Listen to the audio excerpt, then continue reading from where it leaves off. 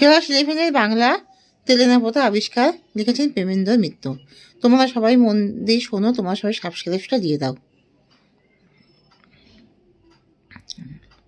তেলেনাপোতা আবিষ্কার গল্পে নায়ক ও তার দুই সঙ্গীর গরুর গাড়িতে করে যাত্রার অভিজ্ঞতার বর্ণনা দাও। তেলেনাপোতার উদ্দেশ্যে রওনা হয়ে প্রথমে লেখক ও তার দুজন সঙ্গী ভিড়ের কাছে একটি বাসে ওঠেন। তারপরে বাসে যাওয়ার পরে জনমানবহীন একটি জঙ্গলের ধারে রাস্তার মধ্যে নেমে পড়েন। আর সেই জঙ্গলের মধ্যে কিছুক্ষণের মধ্যেই অন্ধকার নেমে আসে, আর তারা নালার দিকে চেয়ে অপেক্ষা করতে থাকেন। কিছুক্ষণ পরে আবার বড় বড় রাস্তার ধারে বাসে উঠে বাড়ি ফেরার চেষ্টা করেন।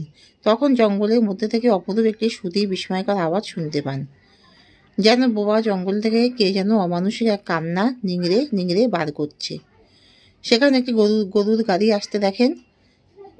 গরুর গাড়িটি আবির্ভাব এক রহস্যময় ঘটনা। আবছা অন্ধকারে প্রথমে একটি ক্ষীণ আলো দুলতে দেখা যায়। তারপর একটি গরুর গাড়ি জঙ্গলের ভিতর থেকে নালা দিয়ে ধীর মন্থর তুল্যমান গতিতে বেরিয়ে আসে। যেমন গাড়িটি তেমন গরুগুলো। মনে হয় যেন পাতালের কোনো বামনের দেশ থেকে গরুর গাড়ির এই সংক্ষিপ্ত সংস্করণটি বেরিয়ে এসেছে। সেই গরুর গাড়িতে একটি ক্ষীণ আলো ছিল। এই গরুর গাড়ির গরু এবং গাড়িটি এতটাই ছোট ছিল যে এটাকে দেখে মনে হচ্ছিল বামনের দেশ থেকে এই গরুর গাড়িতে এসেছে। গাড়ির ছোট আকার এবং ধীর গতি তার রহস্যময়তা আরও বাড়িয়ে দেয়। কথোপকথার সঙ্গীরা সেই গাড়িতে চড়ে এক অজানা পথে যাত্রা করে। গাড়ির ভিতরে তিন বন্ধুর হাত পা মাথা যথোচিত স্থানে সংস্থাপিত হওয়ায় তাদের অবস্থা খুবই অস্বস্তিকর ছিল। তারা কিভাবে তিনজন একসঙ্গে ছোট্ট গাড়িতে জায়গা করবে, সাথে তাদের সমস্ত জিনিসপত্রকে কিভাবে সেই ছোট্ট গাড়ির মধ্যে সংস্থাপিত করবে, সেই সমস্যা নিয়ে তারা ভাবছিল। এইভাবে তারা কোনোরকমভাবে সেই গরুর গাড়িতে করে তেলেনাপোতার উদ্দেশ্যে রওনা দেন। রাস্তায় যেতে যেতে মাঝপথে বাঘ তাড়ানোর জন্য গাড়োয়ান ক্যানিস্টারা বাজাতে থাকে। আর কিছুক্ষণ পরে একটি বিশাল মাঠ পার হয়ে 2-3টি মোড় বেঁকে গরুর গাড়ি একটি জায়গায় গিয়ে থামে। এই জায়গাটি হলো তেলেনাপোতা। তেলেনাপোতা আবিষ্কার গল্পে মাছ ধরার সময় পুকুর ঘাটে বর্ণনা দাও।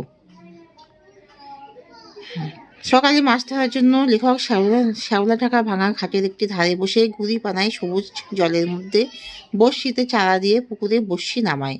বেলা বাড়তে থাকে এবং কিছুক্ষণ অপেক্ষা করার পর কোনো মাছ ধরতে পারে না। মাছরাঙা ওপারে ঝুঁকে পড়া একটি বাঁশের ডগাতে বসে তার উপর যেন বিদ্যুৎ পড়ে। পুকুরের মাঝে মাঝে জলে ঝাঁপিয়ে পড়ে। হঠাৎ একটি মোটা লম্বা সাপ ভাঙা ঘাটের কোনো ফাটল দিয়ে বেরিয়ে ধীর গতিতে পুকুর পার হয়ে যায়। দুটো ফড়িং নিজেদের মধ্যে পাল্লা দিয়ে বড়শি ফাতনায় বসতে চায় এবং ঘুঘুর ডাকে সে আনমনা হয়ে যায়। এই সব প্রাকৃতিক ঘটনা নায়কের মনে বিশেষভাবে প্রতিফলিত করে।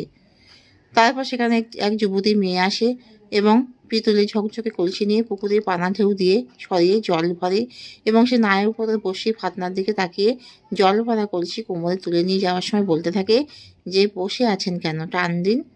মেয়েটি শান্ত মধুর গভীর কণ্ঠ নায়ককে মুগ্ধ করে এবং নায়ক এমনই বিহ্বল হয়ে যায় যে সে ছিপ তুলতে ভুলে যায়। তবে এখানেই শেষ করছি।